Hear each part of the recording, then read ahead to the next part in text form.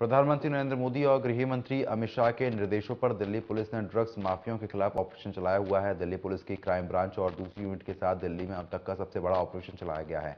आइए सुनाते हैं आपको इंडिया न्यूज संवाददाता की एक खास रिपोर्ट। ऑपरेशन कवच दिल्ली का एक ऐसा ऑपरेशन ड्रग्स और ड्रग्स पैडलर को लेकर जो दिल्ली के इतिहास में पहली बार ऐसा हुआ जिसमें 28 यूनिट्स और करीब 1000 से ज्यादा दिल्ली पुलिस, जिसमें दिल्ली पुलिस की crime branch, anti narcotics task force और दिल्ली के तमाम जिले के डीसीपी और उनकी टीम। ये एक वो रेड था जिसको लेकर प्रधानमंत्री और देश के गृह मंत्री ने पहले ही स्क्रिप्ट लिख दी थी। जी हां, 18 और 19 अप्रैल को होम मिनिस्टर ने खुद दिल्ली के टॉप ऑफिसर्स के साथ मीटिंग की थी और साथ ही 27 अप्रैल को दिल्ली के लेफ्टिनेंट गवर्नर ने दिल्ली पुलिस के तमाम सीनियर अधिकारियों के साथ मीटिंग करने के बाद ऑपरेशन कवच की स्क्रिप्ट लिखी। कैसा था रेड, इस बारे में हमारे साथ डिस्ट्रिक्ट के DCP north east Joy Turkey sir हमारे साथ हैं। जॉय सर, एक बहुत बड़ा ऑपरेशन माना जा रहा है दिल्ली पुलिस की हिस्ट्री में। आप क्राइम ब्रांच में भी रह चुके हैं सर, दिल्ली की अलग यूनिट्स में आप काम कर चुके हैं, अभी इस वक्त डीसीपी नॉर्थ ईस्ट आप लीड कर रहे हैं। क्या ऑपरेशन था सर, और बहुत ही सीक्रेट तरीके से रखा गया था। इसमें यहां तक बता रहे हैं कि सर अंडर कवर ऑफिसर्स को भी यूज किया गया, स्नाइपर्स डॉग को भी यूज किया गया, दिल्ली पुलिस के स्पेशल सोर्सेज को भी इस्तेमाल किया गया। तो सर किस तरह का ऑपरेशन था और कैसे ऑपरेशन को ऑपरेट किया गया, क्योंकि देश के प्रधानमंत्री और देश के गृह मंत्री भी इस जीरो टॉलरेंस पे काम करें, उनका वादा है कि देश से ड्रग्स को हटाना और दिल्ली से। देखिए, क्राइम ब्रांच के सुपरविजन में हुआ था और स्पेशल सीपी क्राइम ने सारे ही डिस्ट्रिक्ट डीसीपी को इसमें रोप इन किया था और हम लोगों ने पहले से आइडेंटिफाई कर लिया था। It was a top secret operation और बहुत ज़रूरी है इस तरह का ड्राइव चलाना।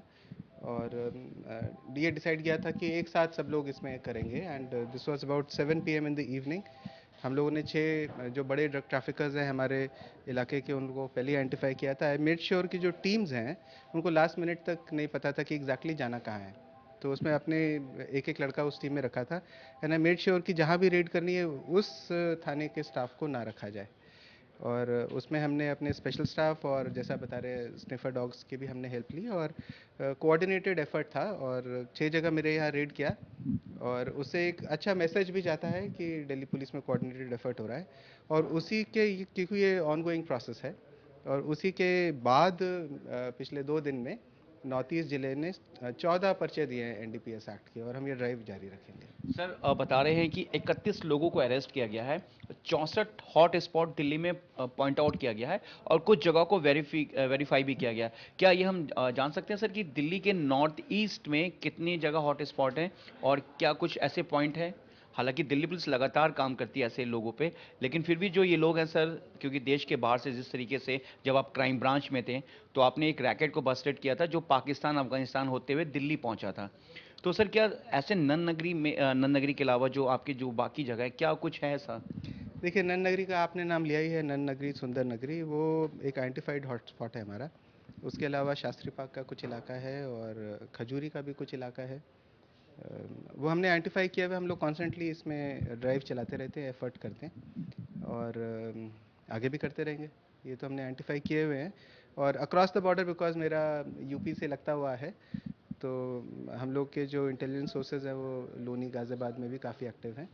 बहुत जल्दी हम लोग इसमें और एक बड़ा रेड करेंगे। सर बताते हैं कि ऑपरेशन बहुत कामयाब रहा, कई आइडेंटिफाइड हुए और bottom to top, top to bottom, और इसको खुद वॉर टू नेशन कहा गया, क्योंकि ड्रग्स से जो यूथ हैं वो कहीं ना कहीं ख़त्म हो रहे हैं। तो एक बहुत बड़ा रेड माना गया और एक बहुत बड़ा ऑपरेशन, और इससे कहीं ना कहीं दिल्ली पुलिस को आगे के ऑपरेशन के लिए फ़ायदा पहुंचा है सर। बिल्कुल आपने सही कहा, ये तो बहुत ज़रूरी है इस तरह का एफर्ट और इसमें सारे स्टेक होल्डर्स को साथ में आना चाहिए। I believe police is just one of the stakeholders and हम लोग जो अपने एनडीपीएस कोर्ट्स हैं उनके साथ भी हम लोग इसमें डिस्कशन रखते हैं और जो स्पेशल पीपी होते हैं एनडीपीएस कोर्ट्स के उनके साथ भी। और हम लोगों ने स्पेशल एक सेशन भी रखा अपने आईओस के लिए कि क्या क्या, बिकॉज बहुत ही टेक्निकल केस होता है एनडीपीएस का। सेक्शन 50 एनडीपीएस के क्या क्या होने चाहिए, सेक्शन 42 एनडीपीएस के क्या कंप्लाइंस होनी चाहिए।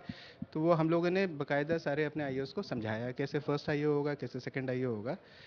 और ये तो ड्राइव है, लड़ाई है लॉ इन्फोर्समेंट एजेंसीज की और हम लोग इसको रेगुलरली करते रहेंगे। जॉय सर, आखिरी सवाल, कितना अच्छा लगता है जब देश का प्रधानमंत्री और देश के गृह मंत्री इस पूरे ऑपरेशन पे नजर रखे हुए हैं और एक मोटिवेशन मिल रहा है कि खुद देश के प्रधानमंत्री और अमित और गृह मंत्री का कहना है कि इस ऑपरेशन ऐसे ऑपरेशन होते रहने चाहिए, दिल्ली नहीं, दिल्ली के अलावा दूसरे राज्यों में भी। लेकिन आप दिल्ली में ये ऑपरेशन हुआ तो कितना मोटिवेट है, क्योंकि सीपी के अलावा सर लेफ्टिनेंट गवर्नर, फिर देश के प्रधानमंत्री और देश के गृह मंत्री।